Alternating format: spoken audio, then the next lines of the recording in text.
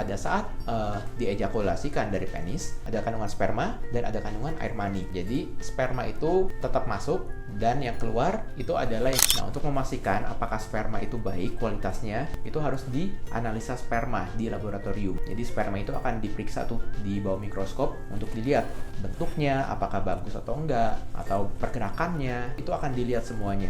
Nah, untuk peluang hamil jangan khawatir, itu hal yang normal ya. Kecuali memang ada beberapa kondisi, misalnya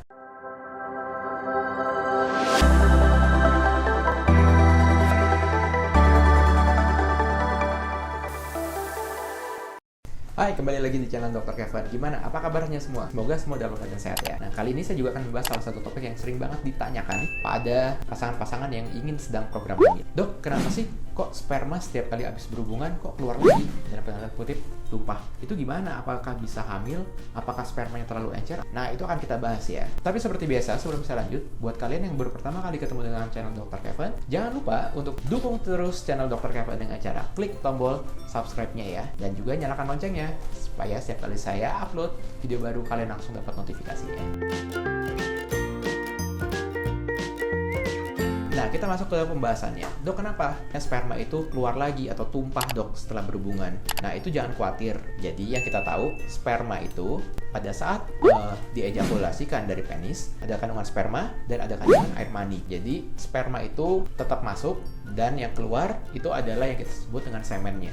Jadi, pada saat diejakulasikan di dalam liang sanggama atau liang vagina, itu memang ada juga tuh sperma yang sudah berenang masuk. Jadi, memang sebagian akan keluar karena mulut rahim itu sangat kecil, kayak misalnya lubang jarum. Jadi kecil tuh, ada beberapa cairan yang masuk dan ada beberapa memang cairan yang keluar. Itu jangan disalahartikan dengan sperma encer atau misalnya kental ya.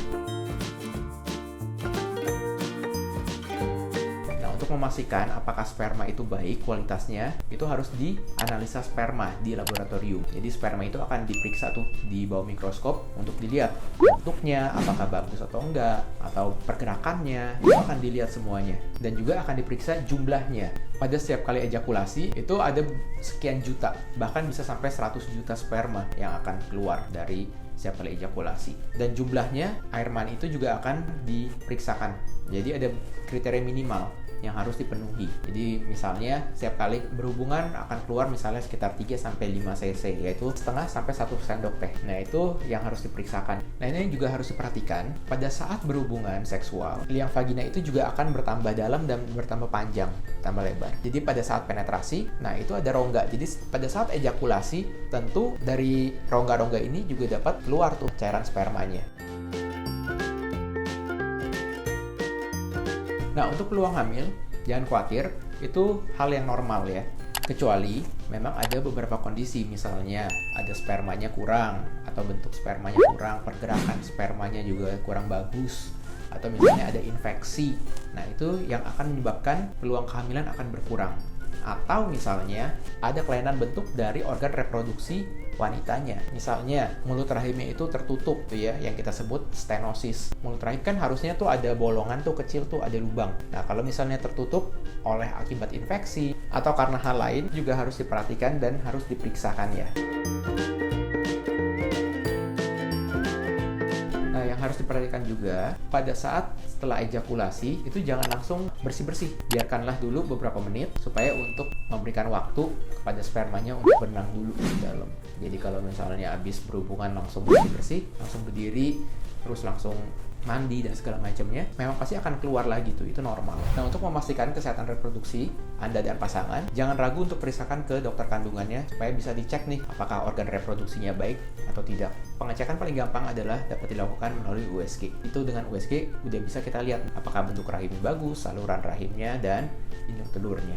Kalau misalnya ada infeksi atau ada keputihan atau Anda sering merasakan gatal, jangan ragu juga untuk langsung periksakan ke dokter kandungan.